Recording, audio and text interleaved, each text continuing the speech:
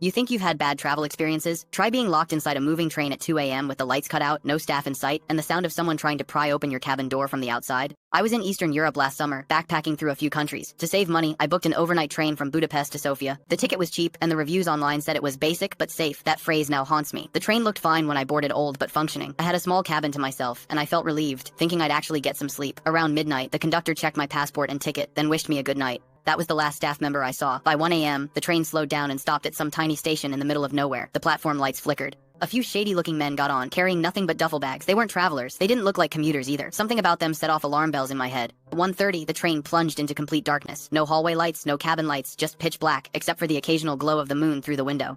I figured it was some sort of power issue and tried to calm myself down, but then I heard footsteps. Slow, deliberate footsteps outside my cabin. They stopped right at my door. I froze, barely breathing. Then came the sound of metal scraping. Someone was messing with the lock. At first, I thought it might be the conductor, but why would a conductor try to unlock a cabin in the dark without saying anything? My brain screamed thieves. I grabbed my backpack and yanked it onto the top bunk. I slid my money belt under the pillow and braced myself. The scraping turned into rattling, harder and louder. Whoever it was wanted in badly. Then a second set of footsteps approached.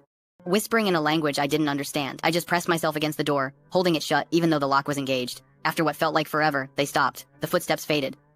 I sat there in silence, too scared to move, heart pounding in my throat. About 10 minutes later, I heard someone else screaming down the carriage, a woman's voice, high-pitched, panicked.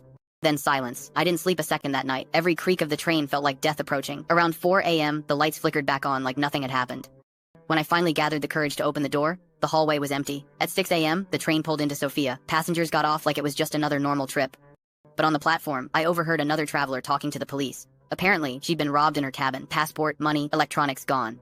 She said 2 men forced her door open in the dark. The police barely reacted, like it was routine. That chilled me even more. When I finally left the station, I checked my belongings. Everything was still there. But the memory of standing alone in that locked cabin while strangers tried to break in, completely helpless, has stayed with me. I've taken plenty of overnight trains since then, but I never ever book a private cabin anymore. I'd rather share a space with strangers I can see than be trapped alone with people lurking in the dark. So yeah, if anyone tells you that budget overnight trains are basic but safe, don't believe them. Sometimes the scariest part of travel isn't getting lost or missing your flight. It's realizing that you're stuck in the middle of nowhere, at the mercy of people who know exactly how vulnerable you are.